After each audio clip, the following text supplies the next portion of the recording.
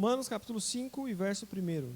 Diz assim o texto: Justificados, pois, mediante a fé, temos paz com Deus por meio de nosso Senhor Jesus Cristo, por intermédio de quem obtivemos igualmente acesso a esta graça na qual estamos firmes, e gloriemo-nos na esperança da glória de Deus.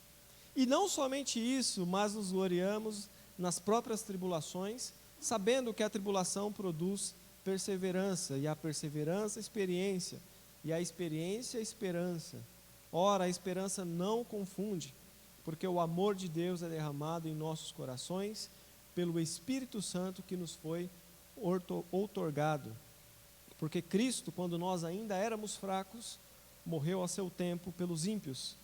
Dificilmente alguém morreria por um justo, pois poderá ser que pelo bom alguém se anime a morrer. Mas Deus prova o seu amor para conosco, pelo fato de ter Cristo morrido por nós, sendo nós ainda pecadores. Vamos orar? Senhor, nós te louvamos, Pai, pela tua palavra. Pedimos, ó Deus, que o Senhor venha a continuar falando ao nosso coração, assim como o Senhor já falou na devocional, nos louvores que cantamos. Pedimos que o Senhor continue alimentando o nosso coração, o nosso espírito, na tua palavra. Conceda-nos a graça de compreender a tua vontade, as tuas verdades.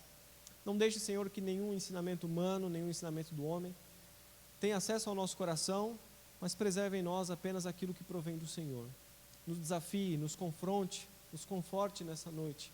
Nos coloque, Senhor, no caminho da mudança, da transformação, para vivermos de uma maneira em que o seu nome seja glorificado. É a oração que fazemos e fazemos em nome de Jesus. Amém. Amém. Nós estamos na nossa série de mensagens de Romanos. E essa é a 40ª mensagem dessa série. 40 mensagens. Coisa sensacional, né? Como que Deus é bom conosco. Começamos essa série no início de 2019, fazendo a exposição de versículo a versículo da carta de Paulo aos Romanos. E 1 ano e quase 2 anos depois, nós ainda estamos indo para o capítulo 13. E aí nós fizemos essa pausa depois da pandemia para recapitularmos tudo o que a gente falou. Voltamos lá do capítulo 1 e chegamos já no capítulo 5 de Romanos. A gente viu, por exemplo, Paulo falando da condição do homem a partir do verso 18 de Romanos capítulo 1. Paulo vai dizer que nós viramos as costas para Deus, que o homem desejou criar um Deus conforme a sua própria imagem. Então, ao invés de nós termos a imagem de Deus, nós criamos um Deus segundo a nossa imagem. Um Deus que se corrompe, um Deus corruptível. No capítulo 2, Paulo inclui os religiosos, os legalistas também estão incluídos entre esses que viraram as costas para Deus. E Paulo vai dizer, não pense vocês que porque vocês julgam os outros, Deus vai livrar vocês do juízo. Não será assim com vocês também. E no capítulo 3, Paulo encerra todos nós no pecado. Capítulo 3, verso 23, é um texto que todos nós aqui usamos frequentemente nos nossos evangelismos, né? Porque todos pecaram e destituídos estão da glória de Deus. Então Paulo encerra todos nós no pecado. Romanos 3,9 vai dizer que nós estamos debaixo do pecado, esmagados pelo pecado. Todos nós, sem exceção. Se tem uma coisa que a Bíblia deixa muito clara, é que todos nós somos pecadores. Se tem uma coisa que a Bíblia deixa assim evidente, escancarado, é que todos nós falhamos em atingir o padrão de santidade que o nosso Deus exige.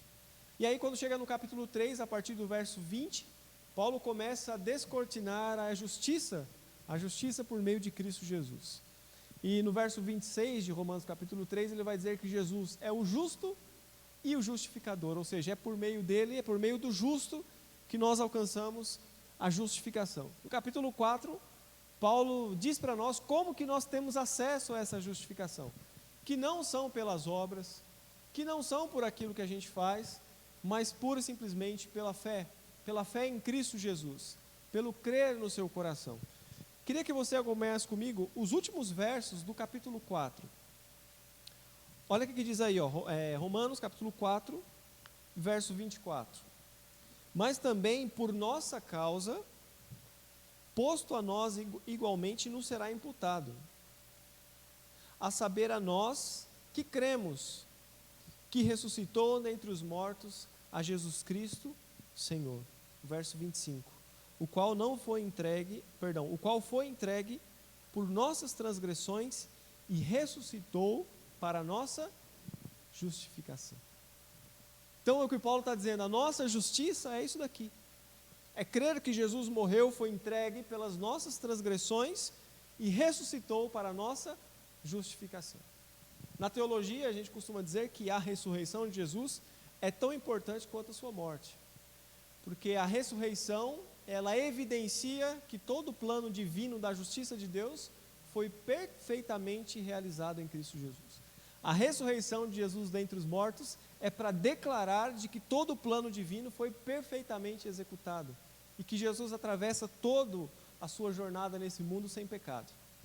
Mais para frente, Romanos 6, 23, por exemplo, vai dizer que o salário do pecado é a morte.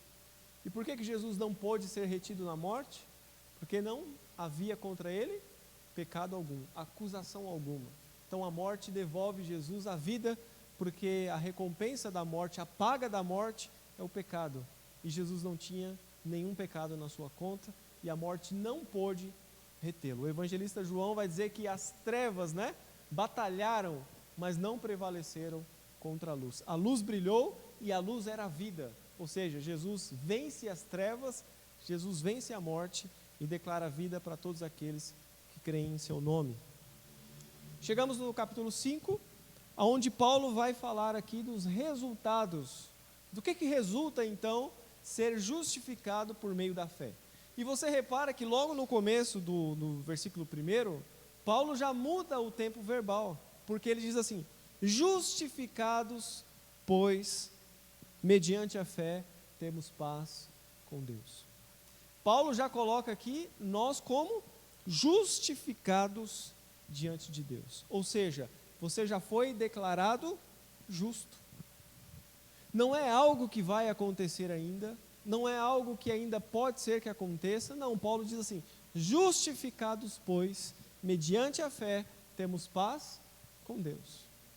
Justificação não é uma etapa que a gente atinge, justificação é uma condição. É uma condição que nos foi imputada pela fé que temos em Cristo Jesus. Não é um resultado ainda a ser alcançado, é algo que já foi dado a nós. O dom da justiça, como o apóstolo Paulo vai dizer, já nos foi dado. Então não é que nós seremos justificados, não, nós já somos justificados, nós já nos colocamos diante de Deus como justos, não porque somos justos, mas porque repousa sobre nós a justiça de Cristo. E Paulo continua dizendo: justificados, pois, pela fé, temos paz com Deus. E eu fiquei muito feliz, porque quando eu cheguei aqui, o Henrique falou assim: eu vou falar de paz com Deus. Eu falei: eu também, você acredita? Como que Deus é bom, não é? Logo no primeiro verso, ele está falando: justificado, pois, mediante a fé, temos paz com Deus. Essa paz com Deus que Paulo está falando, não é essa paz sentimental que a gente tem, de meditação, Henrique? Chegar lá diante do Buda lá e fazer aquele sinalzinho e ficar meditando. Não é essa paz que ele está falando. Quando Paulo, ele linka aqui a paz com a justiça, o que Paulo está dizendo é: entre nós e Deus, não existe mais nenhuma pendência a ser resolvida. Você diante de Deus já não tem mais nenhuma pendência a ser resolvida. Diante de Deus, tudo que havia entre Deus e você, já foi resolvido. Já não tem mais atrito, já não existe mais conflito entre você e Deus. Toda pendência, todo obstáculo que havia entre você e Deus, de inimizade contra Deus, já foi removida. Não existe mais conflito, nós não estamos mais em guerra com Deus. Então abaixa suas armas aí, saiba que tudo já foi resolvido na cruz. Não existe mais pendência nenhuma. Não existe mais nenhum obstáculo, nenhuma pedra no seu caminho, não existe mais nada que interfira no seu relacionamento com Deus. Existe uma paz declarada sobre a sua vida. E quando eu falo aqui de declarar, não estou falando aqui de você falar assim: eu declaro, igual essas igrejas hoje em dia fazem. Eu estou dizendo da palavra de Deus: estando, pois, justificados, nós já somos, já estamos em uma condição de justos diante de Deus. Ou você acha que quando você está tomando banho, você poderia orar a Deus e Ele te ouvir? Eu não vou perguntar quem tem esse costume aqui, porque eu sei que muita gente vai ficar acanhada de levantar a mão, né? Você é louco, pelado, falando com Deus? Não pode não. No ônibus, você acha que você poderia, indo para o trabalho, com todo aquele conflito no seu coração, fechar os seus olhos e orar e saber que Deus está te ouvindo? Você sabia que no Antigo Testamento, se alguém pisasse no lugar onde Deus habita, no lugar santo do santo, ele era fulminado na hora, porque ali estava a presença de Deus. Quando Isaías contempla Deus no alto e sublime trono, a impressão que tem quando nós lemos aqui é que o desespero tomou conta dele, e ele diz: ai de mim, porque eu vou perecer, porque eu sou alguém de lábios impuros e habito no meio de um povo de impuros lábios, e os meus olhos viram o rei. Quando Isaías tem a percepção de quem Deus é, ele fala assim: me tira daqui, porque senão eu vou morrer. E aí, por que hoje você pode dobrar o seu joelho, fechar os seus olhos, e aonde você estiver, você tem acesso à graça de Deus? Você tem acesso a Deus, a uma conversa com Ele. Fruto do sacrifício de Jesus, da justiça da cruz, que diz para você que entre você e Deus não existe mais nenhuma pendência. Tudo já foi resolvido. E essa paz com Deus não é uma paz sentimental também. Porque se for uma paz sentimental, hoje você sente, amanhã já não sente mais. É uma condição também. Não depende mais do que você sente ou não. Depende do que você crê ou não.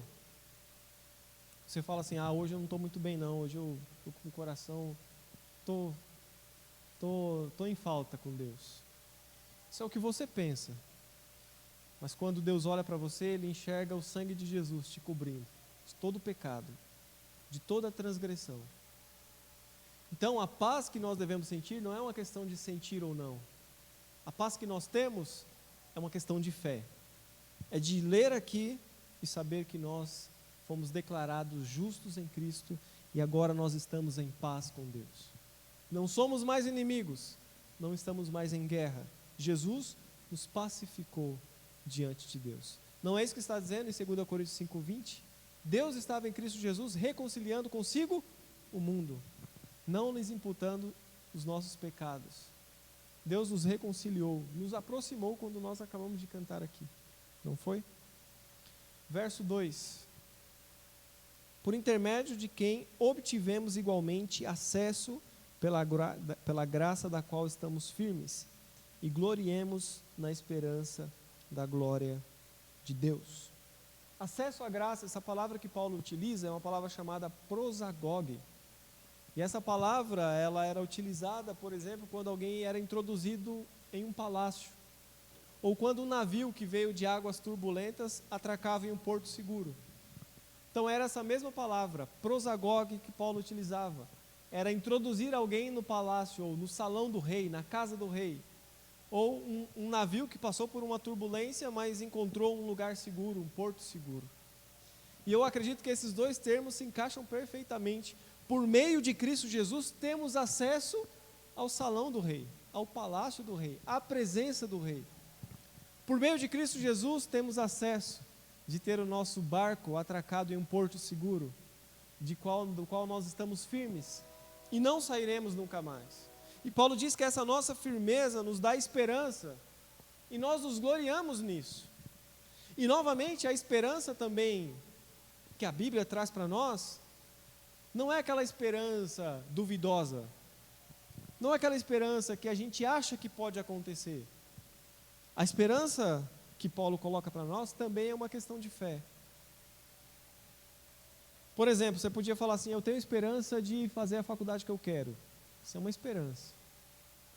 Mas no futuro você não sabe se você vai conseguir fazer aquela faculdade ou não. Eu tenho o sonho de construir a minha casa, mas no futuro nós não sabemos se conseguiremos. Nós temos uma esperança. Quantas e quantas esperanças nós temos que elas podem ser alteradas por uma pandemia como essa que estamos passando, pelas crises da vida que nos são impostas, não é? Pelas contingências que nos dominam muitas vezes. Mas essa esperança que Paulo está falando é uma esperança que não pode ser abalada. Dá uma olhada no verso 5.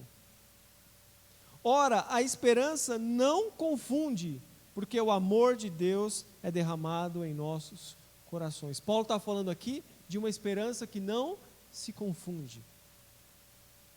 Não deixe seu coração ficar aflito, não. Se apegue a essa esperança que Paulo está falando. Se apegue a essa certeza. Não deixe seu coração se abalar ou ser levado pelas coisas dessa vida. Existe uma esperança maior para você. Existe uma vida maior para você.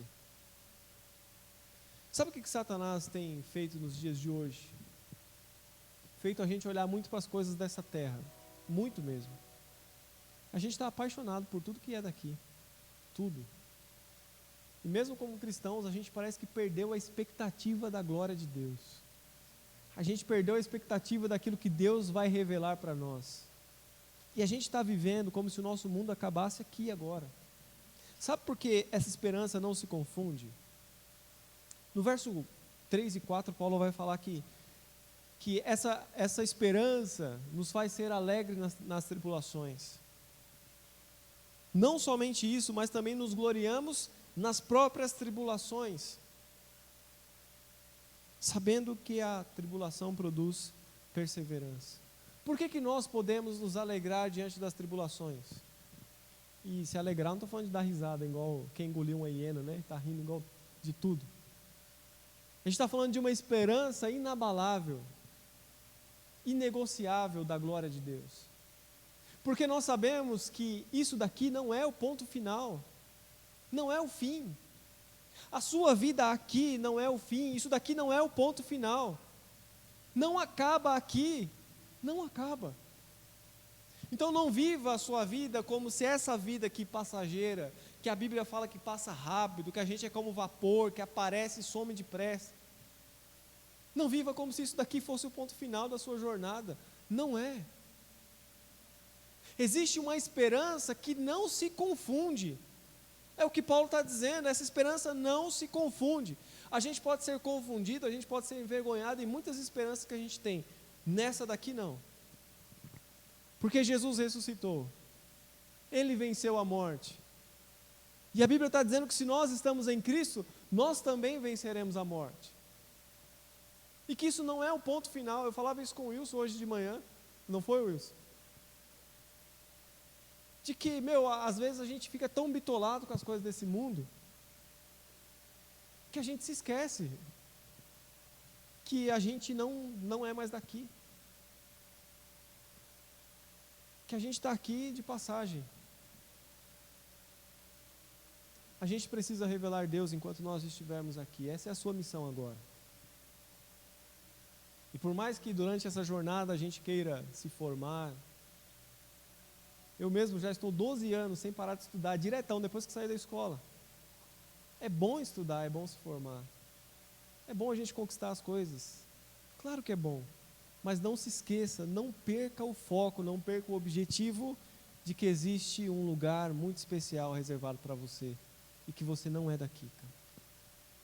Porque quando tudo isso aqui estiver de ponta cabeça, você vai olhar para esse texto e vai falar, eu entendi o que Paulo está falando.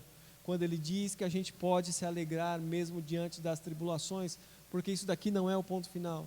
Quando o seu mundo estiver de ponta cabeça, você vai poder sorrir, se alegrar, porque você foi pacificado diante de Deus, porque a ira de Deus não está mais sobre você, porque isso daqui não é o ponto final, porque existe um plano de Deus reservado para você.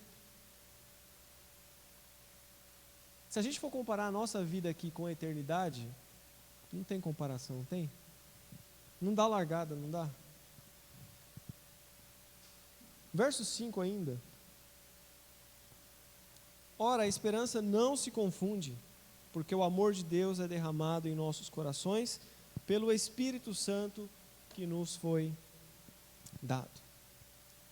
Essa esperança que Paulo está dizendo, esse amor, é algo sensacional, porque ele não está falando de algo que foi dosado, ele não está falando de um conta-gotas, ele não está falando de uma aclimatação de amor de Deus para você, ele está falando que o amor de Deus foi derramado nos nossos corações. E a certeza disso é o Espírito Santo que nos foi dado. Só uma obra de amor mesmo poderia trazer o Deus dos céus para habitar em nós. Eu queria que você gravasse isso. Só uma obra de amor poderia fazer o Deus dos céus habitar em você. A gente falou semana passada do paradoxo da justiça. Como que Deus consegue nos perdoar e ainda assim não deixar de ser justo? Porque quando nós olhamos os atributos de Deus, a gente fala assim, Deus é amor, mas é justiça. E aí quando a gente se vê perdoado por Deus, o que a gente pensa? Se Deus nos perdoou, então Ele deixou de ser justo. Porque se a gente cometeu um crime, um pecado, esse pecado precisa ser julgado, precisa ser condenado, precisa ser punido. Ou Deus não agiria com justiça. Então, existe um paradoxo, né? Como que Deus nos perdoa sem deixar de ser justo? E aí a gente olha para um texto desse e a gente encontra a nossa resposta. O amor de Deus foi derramado e a justiça de Deus é essa que é feita em amor, porque Deus absorve em si mesmo toda a ira, toda a punição que caberia a nós. Ele absorve em si mesmo na figura do Filho, na cruz do Calvário, e ali exerce toda a justiça. Então quando nós falamos de perdão, não é alguém que passou a mão na sua cabeça, varreu seu pecado para debaixo do tapete. A gente está falando de um Deus que absorveu em si mesmo, por amor, Ele absorveu em si mesmo a ira para que se cumprisse toda a sua justiça. Deus levou o seu amor às últimas consequências, entregando o seu Filho a morrer por nós. E é por isso que Paulo diz, o amor de Deus foi derramado nos nossos corações. É abundante. Eu vim para que tenham vida, e vida em abundância. Vida abundante. Verso 6, né?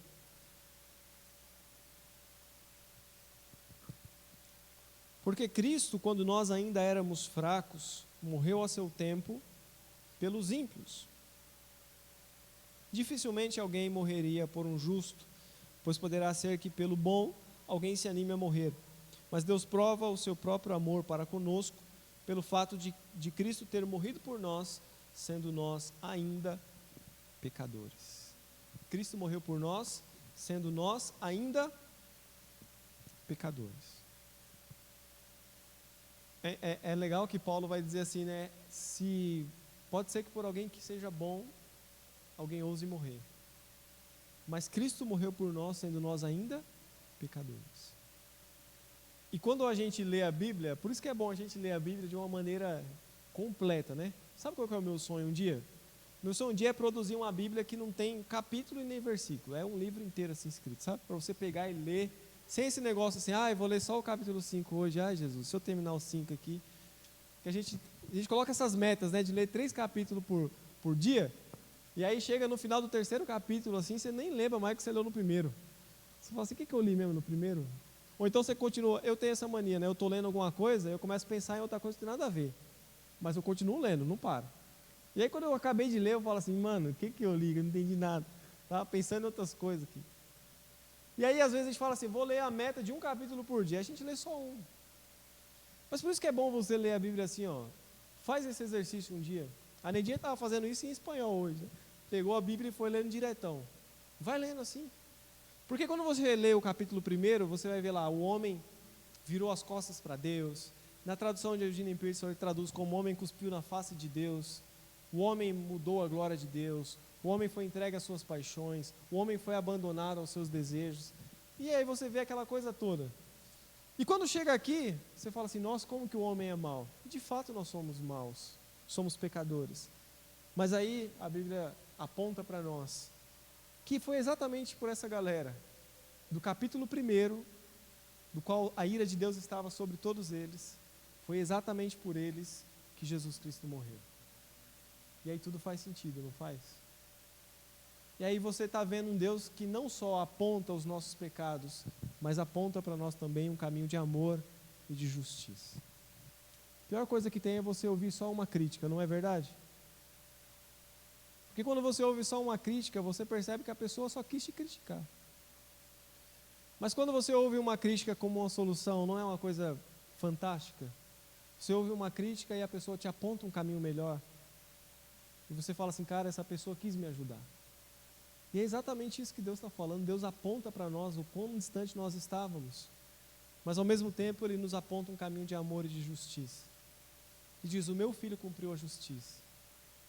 O meu filho reuniu toda essa galera aqui, que era inimigos de Deus, e reconciliou.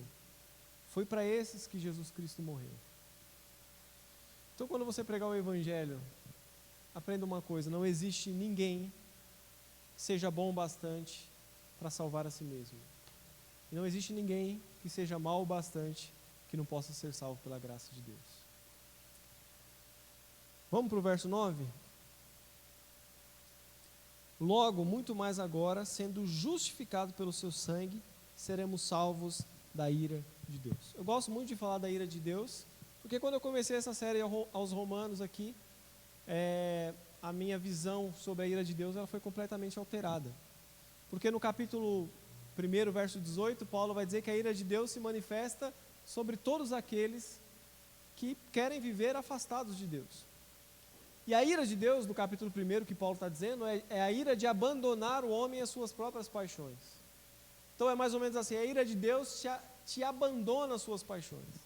Antigamente eu achava que a ira de Deus era, você vai para o quinto dos infernos, aqueles negócios assim, né?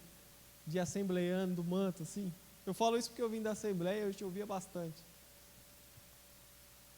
Mas a ira de Deus, como Paulo descreve aqui, não me parece ser essa ira simplesmente de punir o homem. É uma ira que fala assim, você quer viver distante de mim? Você quer satisfazer os seus próprios desejos? Você quer viver para o seu ventre? Então eu vou te abandonar, eu vou te entregar às suas paixões. E você vai ver o caos que vai virar a sua vida. E é exatamente isso que aconteceu com o mundo. O homem quis viver os seus próprios desejos, quis viver para si mesmo, e Deus abandonou o homem às suas paixões. E o resultado é esse caos todo que nós estamos vivendo aí fora. Então a ira de Deus é essa que abandona o homem aos seus próprios desejos. O que é a ira de Deus? A ira de Deus não é Deus negar para a gente aquilo que a gente quer. A ira de Deus é Ele dizer assim, você quer? Então toma. Você quer viver para os seus desejos? Então viva. Então cuidado. Às vezes faz muito melhor um não de Deus do que um sim. Vamos para o verso 10. Porque se quando éramos inimigos fomos reconciliados com Deus mediante a morte do seu Filho, muito mais agora já estamos reconciliados, seremos salvos pela sua vida. E não isso apenas, mas também nos gloriamos em Deus, em nosso Senhor Jesus Cristo, por intermédio de quem acabamos agora de receber a reconciliação. E eu encerro essa pregação dizendo que por meio de Jesus, tudo é possível. Tudo é possível. Por meio dele nós fomos reconciliados, e Paulo diz que não para por aí. Se nós fomos reconciliados, muito mais Deus tem para a nossa vida do que reconciliação. A reconciliação é o start, é o ponto inicial da sua trajetória com Deus. Saiba que você vai viver muito e muito mais. Quando a gente pensa, por exemplo, que a salvação é por obras, você vive todos os dias tentando alcançar a sua salvação. É ou não é? Você se apega só a tentar alcançar a sua salvação todos os dias. Conversava com um rapaz essa semana e eu cumprimentei ele e eu falei, como é que está a sua vida espiritual, né? Tem ido na igreja, tudo. Aí ele falou assim, eu estou alcançando minha salvação aí. Eu falei, boa sorte para você então. E ele falou, estou alcançando minha salvação. Mas sabe o que esse engano traz para nós? Se a gente achar que todos os dias a gente precisa alcançar a nossa salvação, a gente vai viver todos os dias apenas achando que a gente tem que alcançar a nossa salvação. Quando você percebe que você já é justificado, que você já tem acesso à graça de Deus, você vai entender que a salvação é apenas o start de Deus na sua vida. Você agora vai viver para a glória de Deus. Você não vai viver para ser salvo, porque você já está justificado em Cristo Jesus. Porque todo o sacrifício já foi realizado, porque você creu de todo o teu coração. Agora o seu caminho não é ser salvo, o seu caminho agora é viver para a glória daquele que te salvou.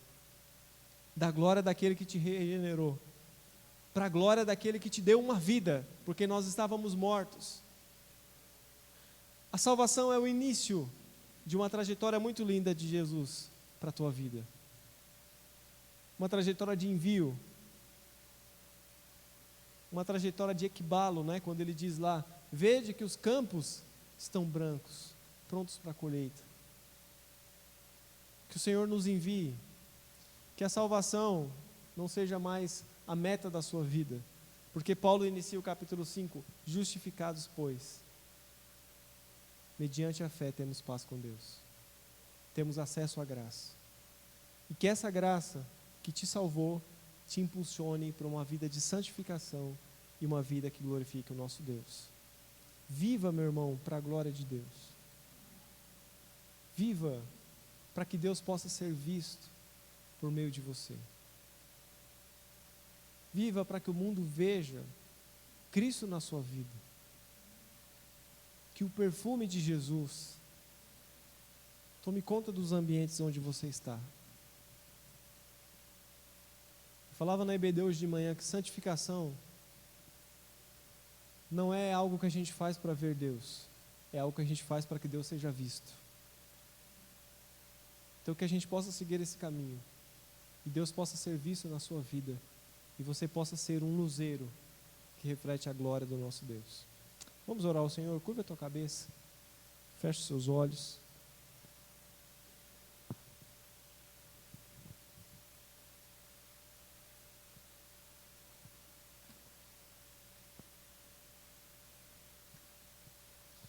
O Senhor nos diz hoje que a salvação foi só o começo do que Ele tem para a tua vida. A justificação é só o primeiro passo, é a porta para uma nova vida gerada no Espírito de Deus. Esse Espírito que foi derramado em nós, que nos foi dado, que nos gerou vida, que nos gerou alegria,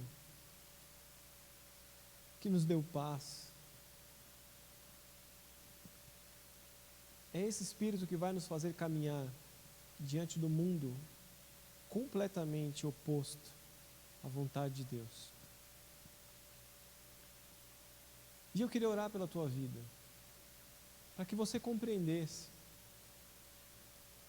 que existe muito mais que Deus quer fazer através de você, muito mais do que aquilo que você já viveu até agora. Deus tem muito para a sua vida, muito. Não se limite, meu irmão, não se limite. Deixa Deus te usar. Se envolva com as coisas de Deus. E eu não estou falando só de vir para a igreja e trabalhar em algum ministério, eu estou falando de se envolver, de relacionamento, de espiritualidade, de levar todas as demandas da sua vida para a área espiritual e falar: Senhor, é com você. Eu confio no Senhor. Eu confio na tua palavra de que buscai primeiro o reino de Deus e a sua justiça, e todas as outras coisas vos serão acrescentadas. Nós caminhamos não é por aquilo que a gente aquilo que a gente sente. A gente não caminha por aquilo que o nosso coração diz, o coração do homem é enganoso. Nós caminhamos por fé, nós caminhamos por palavra, e a palavra do Senhor diz que nós já somos justificados, que a nossa esperança não pode ser abalada, não pode ser envergonhada, porque isso daqui não é o ponto final. Deus tem muito para a tua vida. Não importa se você é jovem, adolescente.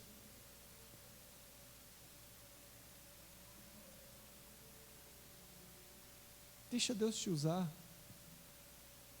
Experimente algo novo que você ainda não experimentou na sua vida. Fale assim: Senhor, se existe algo novo para me experimentar, me leve para esse lugar. Me leve a viver de uma maneira muito especial. Se você hoje tem esse desejo de viver para a glória de Deus, te convido a fazer essa oração: Senhor, me leve para um lugar novo. Me tire dessa frustração, dessa ilusão, desse mundo passageiro. Me faça compreender a tua vontade. me faça compreender os seus desejos, me faça entender o que é viver para a sua glória, me faça confiar nessa esperança inabalável que Paulo pregou, que nos faz alegrar diante das tribulações. Senhor, nós te louvamos, Pai, te damos graça. Te damos graça, Senhor, porque o teu amor foi derramado sobre os nossos corações. Porque a esperança que está em nós não é uma esperança passageira, não é uma esperança, Senhor, em algo que pode ser mutável. É uma fé inabalável na tua palavra. Nós cremos, Senhor, que esse mundo aqui é passageiro, e que a nossa vida aqui não é o ponto final, não acaba aqui.